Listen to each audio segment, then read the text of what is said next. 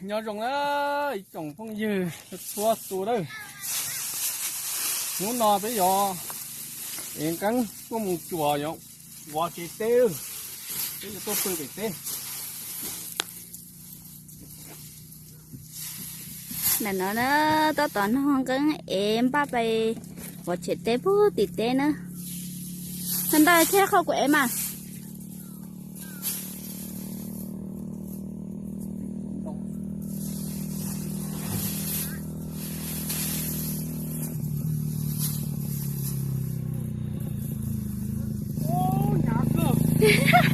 thế đi cứng thọ ta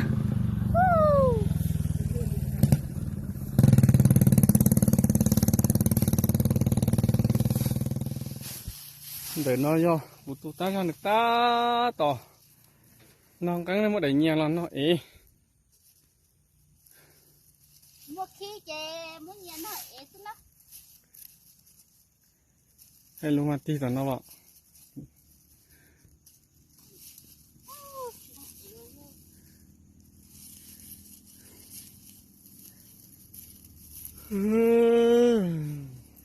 chẳng biết tiêu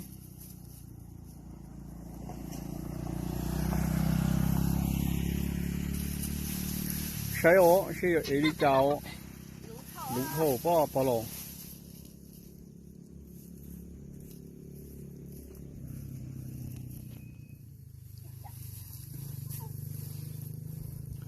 này ơi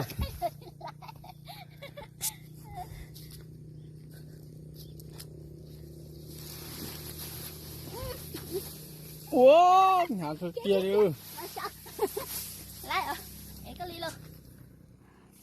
nó lại chế bay em ba mua là xưa nữa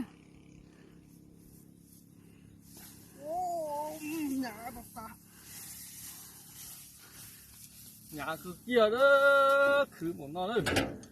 cho nhon tôi cá rồi nhon đu cá là chị uo thế chị cứ mỗi đó tôi cho họ những cái to nhà chị một tàu đi nữa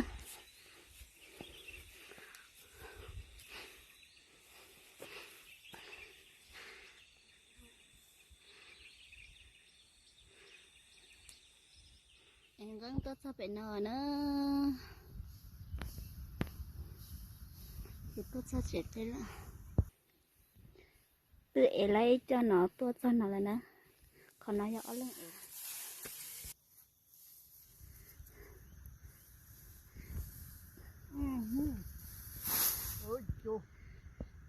sát tiệt tiệt đi nữa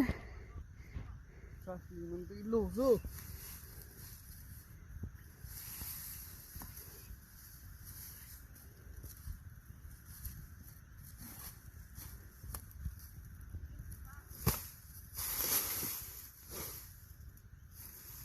không sợ cuộc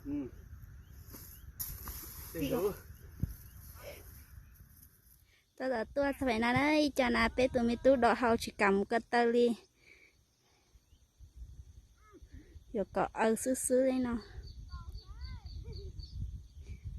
những ngày đó tụi mình nhớ tôi này nó ý của tụi mình xài nữa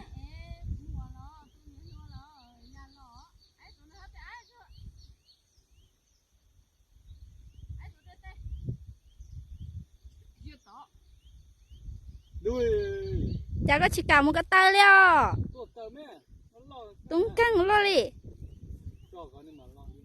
để nó ba chuồng cái ngọt chế nữa để nó cho cô nè po to chuồng cái nè mới ít tu cho bé về ở tu bé tu cho đàn nó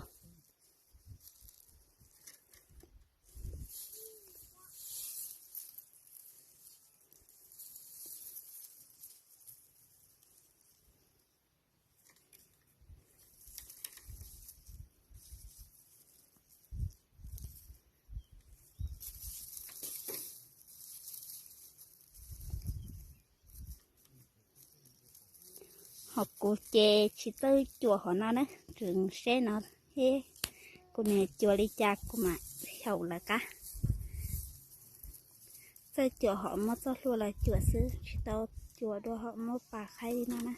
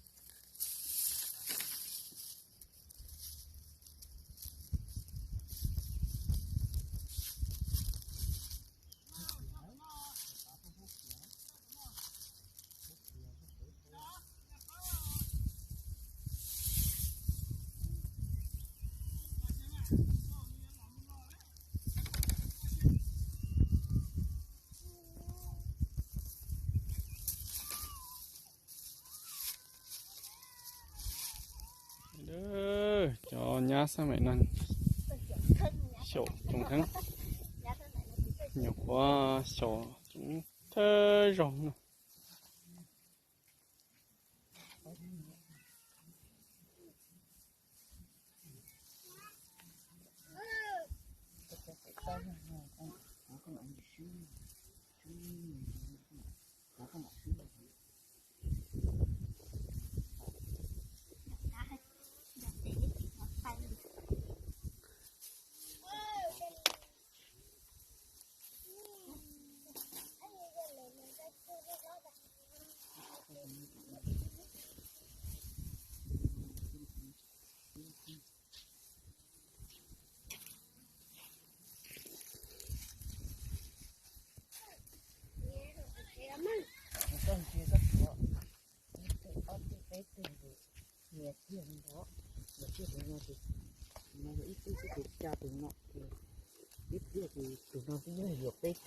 cho chặt ta sẽ khai tôi quay tôi sắp tới rồi ta nói gì cho tụi nó ít nữa cho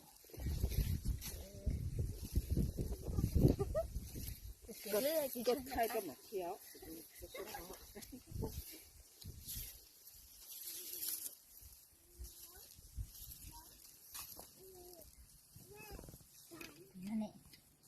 nhỏ nè tụi nó nè mới dòng cánh khò nữa đúng không ạ giờ tuổi rồi thôi chứ luôn giờ vừa được tuổi rồi ạ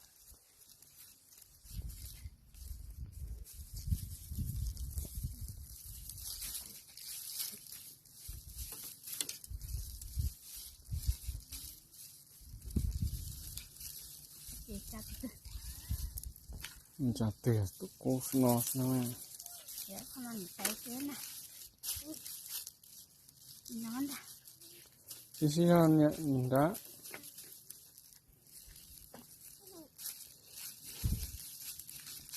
xí cho nè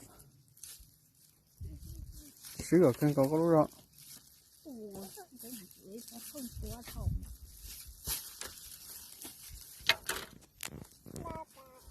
Papa ơi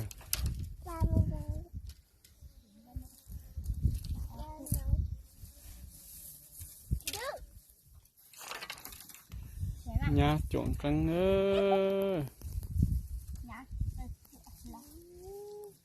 sẽ tụi ba bỏ cho tụi ba bỏ cho tụi nó lên nhá sẽ một số tụi đây nhà trộn căng hơn nhà thôi xuống nữa xuống mà cho tụi ba theo tụi số to thì chỉ tụi con gái nhiều tụi con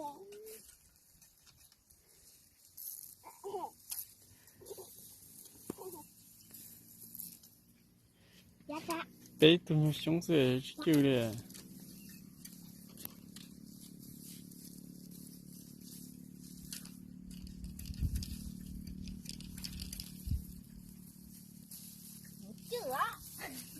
chứ chỉ muốn sử dụng đã mất tay cho hổ mẹ tay ok mẹ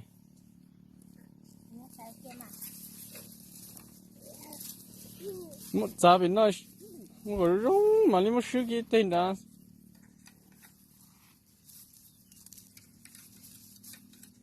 tôi sư rồi tôi tới chứ tao chỉ là dùng cái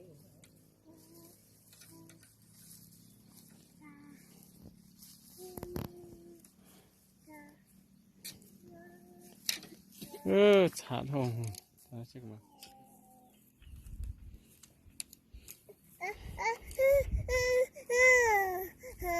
chị ngon đi nó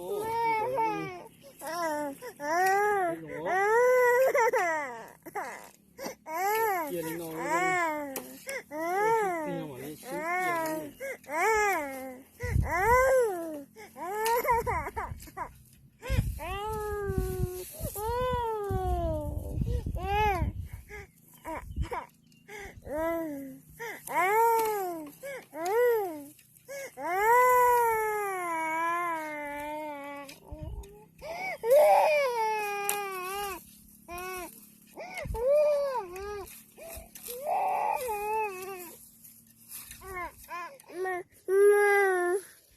kia ta rất trời kia ở bên đường mua chuột cắn ít liệt để lòng nó chuột to của nó nè này chuột to bé chuột sư nè bao chuột to bé chuột nhá chỉ biết tao lấy ít chuột chừng do thì giờ lo là muốn có kho chuột để lấy chuột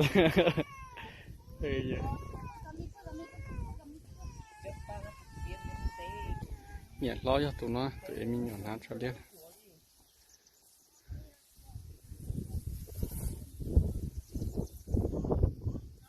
có trời ra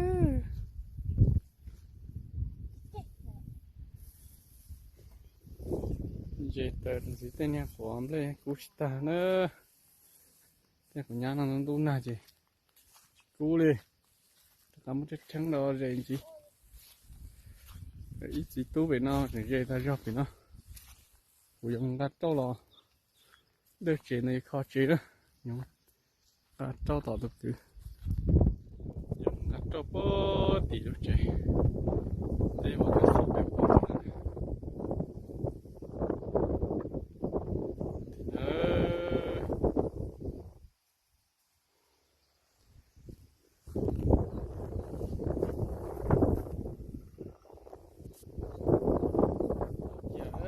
chia tốt sao lọt sao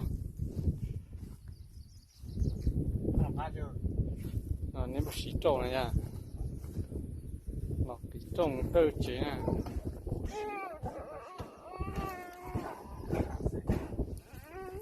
này chỉ xí chiều nè cũng chia kia ít tụi nó cũng tạm thôi cũng chia kia nó không bằng chia cái xin chia thông chia kia không gì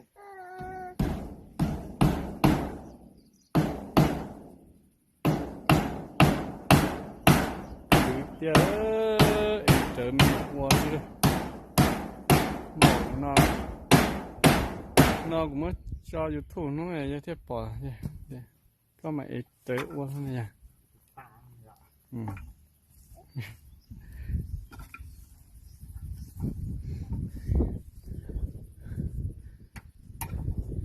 bây giờ tay nhóc tí nọ nữa tí nọ để cơ ra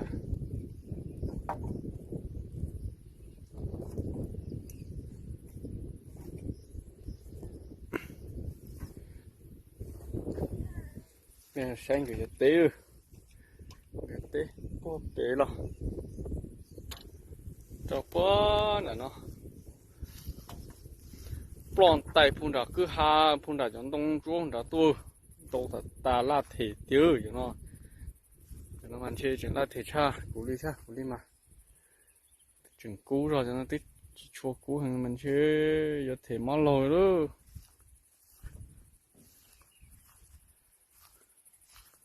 giờ cái chị ô hồ đi tiêu này giờ ô ăn đau tử nhau mà ừ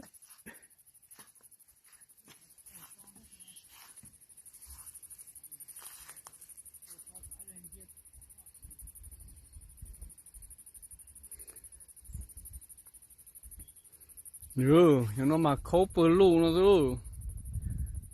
all lần thế mà chứ ở thế ha tụ niệm giờ chừng thể tế ta rồi tụ gì chứ chừng một chế tế ta rồi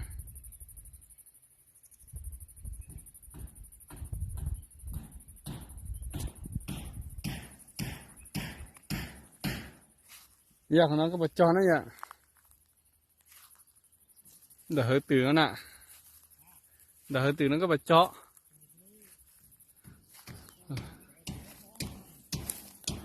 Singapore về khỏi cũng nhớ đủ rồi là nữa họ nhiều số lợi chỉ chốt bỏ đủ về chứ do lợi đi là nếu mà nghĩ chưa chỉ phải lúc chế trừ về này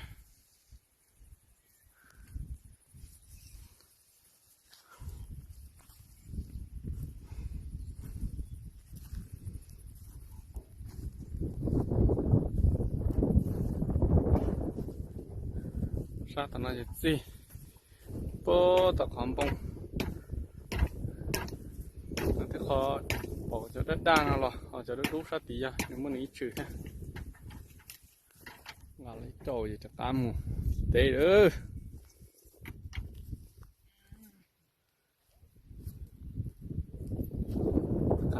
tê cho mong qua chỉ tê thế chơi tê tê gần ta chẳng cơ rồi nhà lo lại quấn đây nó nè quấn đây là do tê chỉ này tay đi tu nhà luôn nè chơi này chỉ to chơi nó chán đủ chả cú chơi nhập ta mất lời to chơi đồng cơ không nọ quấn đây cú là chỉ cú cờ cho nó xoát tới lúa xí chơi rồi đồng cú cờ bây giờ này bây giờ chả lúa xí chơi cú này nữa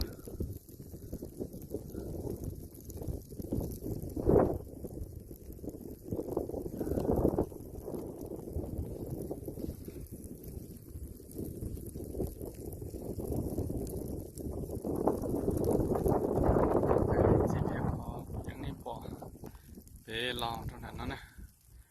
chỉ kia khó rừng cú tê chia cú đu nè nó bớt để chân tông đất đan rồi nếu lần uất nè ý lần chỉ ăn tàu cường cổ nha trâu đã là xong nữa nhá chúng đang không thích là ót chuột thế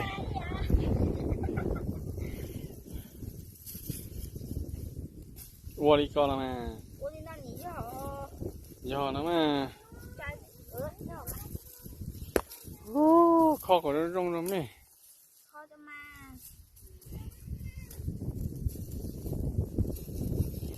nhá sổ chúng đang in nó mà chỉ sổ trời ơi ta sổ nè xí rõ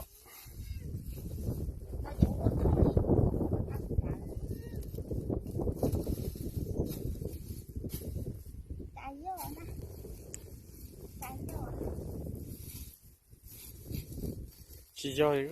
chỉ do con đá to là bao em có ta tới nhà luôn đi tới lái này nhỉ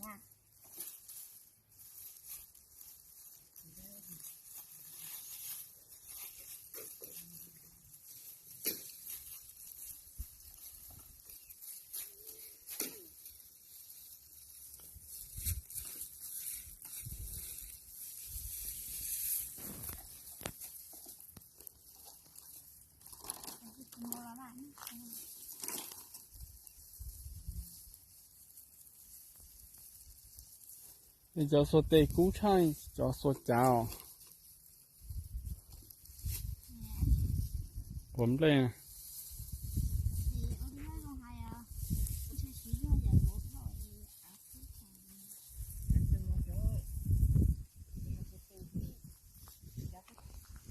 Một hồ rồi nó xài nó mỏ này, nó sụt ra mặt quần, sẽ lá mình cần này. Đấy, kho chết đấy, được chết đấy. Mua, nó mỏ rồi, nó mỏ rồi mà cả tua. Để in, ta sụt nó lại bể lúc bờ.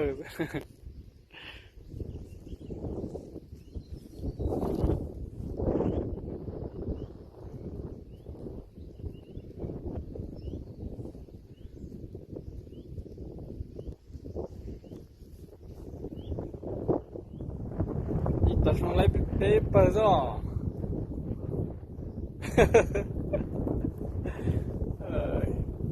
Cái chỉ sau đó để khỏi đo lên chỗ rồi. Cái chỉ sau quay không đo lên chỗ. Sau rồi khỏi đo lên chỗ này vẫn phải đồ cũ ở sang. Nó mỏ rồi.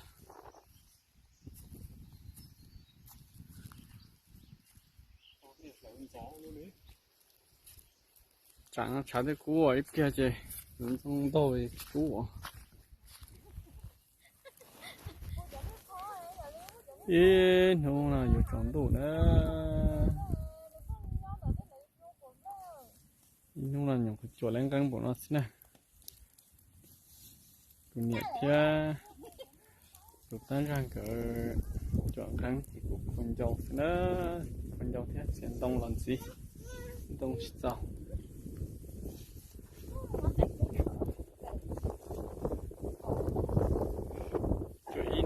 Chọn đâu nó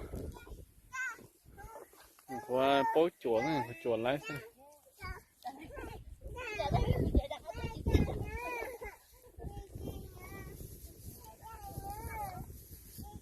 rộ con dâu này nó này mua chưa anh chị đưa hả nó chả bự đó bự này có sao con nó nóng bự lấy đi ra đi này đi lấy đi ra chúng ta yên nó mà đánh bộ nó xin nữa chế ta kỳ chúng ta lấy bỏ chế thế đó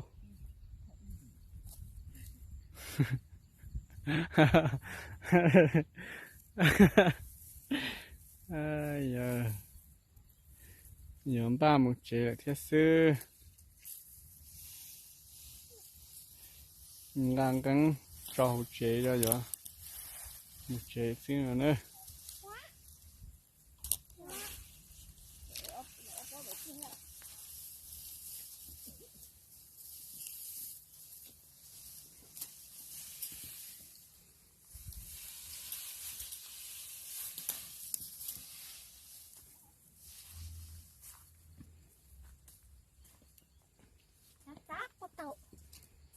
dạ dạ tùy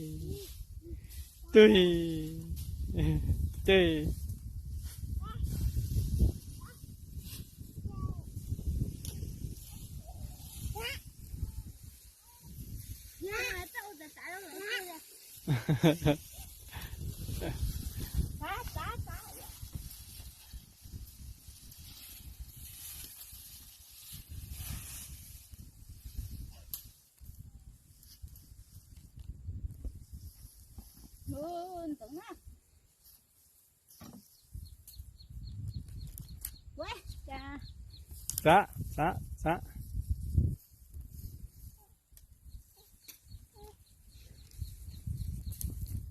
khi nhớ khởi cho chỗ đánh hàng thiết cho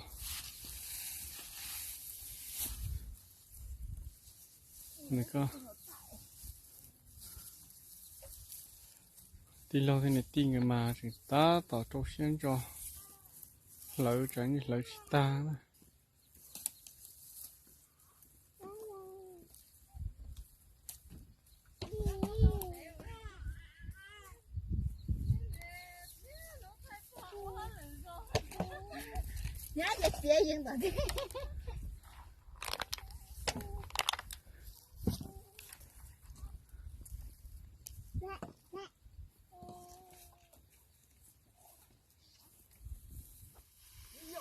Gà cho lấy nó ba mươi chế họ chế ba mươi chế nữa. Ô, thật sao, ya u. Thật sao, đi nhà lo luôn. Muốn đi ra họ tao nó sao? Muốn tụi nó với một chị.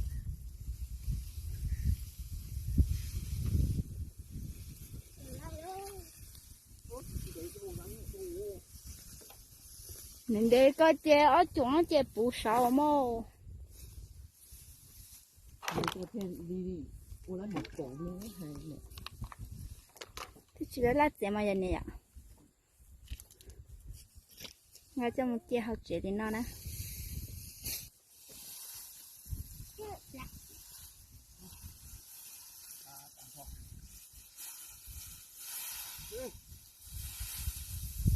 Đá ya.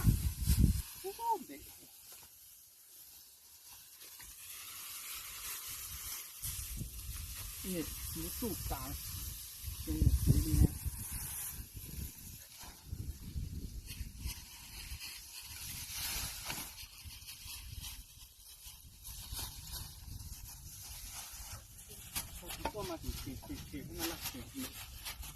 Ta chỉ chế nếu giờ cái sầu chế mà chế sầu từ không mà.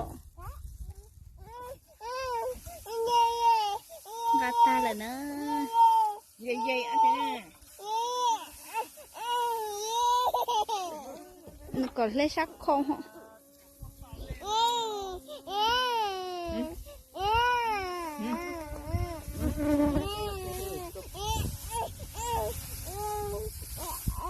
Nó còn lấy sắc toàn gì nè nè. Một chút từ đó. Gà ta là tia lên nó đó. Ô, xả chập lơ đi lô. Xả chập kia đi. Dạ chứ. Tao chế đây, tao chế một bự bự. Chế rồi. Bự ta là phong một cái xe này nè. Lúc nào bây giờ chọn cái diễn động qua chế. Lúc nào tụ lại chỉ chẳng nữa. Chọn này cho gì, chọn phong cho gì nữa. Tôi chỉ từ nhập tú là tròn chỗ nào. Mà tao hồi gì nhớ tí bó.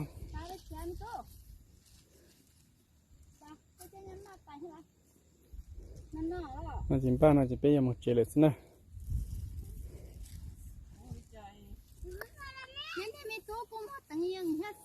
Nó chỉ bây giờ một chế sư. Tụi nó mà tao chỉ lo tụi trồng là xin nữa.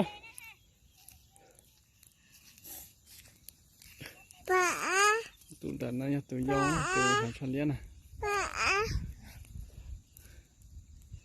Tốt nên tụi mùa để là lời ta tóm bà giờ lay nó lời lò một chế thế.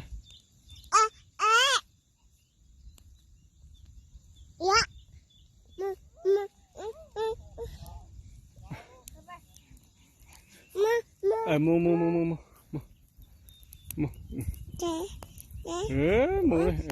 phô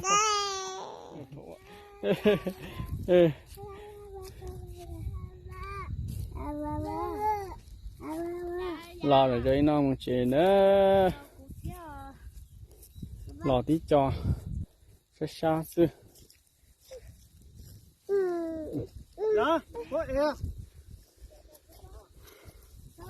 để nó nào bé to ba vỏ chế tê chế cái tổ lên nó lại xin chọn đồ rồi chế bé một chế lại nó tổ vào tàu đã chín tàu vậy đi đào nó đi chỉ nên đó nhát cho đẹp khi video chia tận đây nó vào trong tàu cho tôi tụi nó có nhau đồng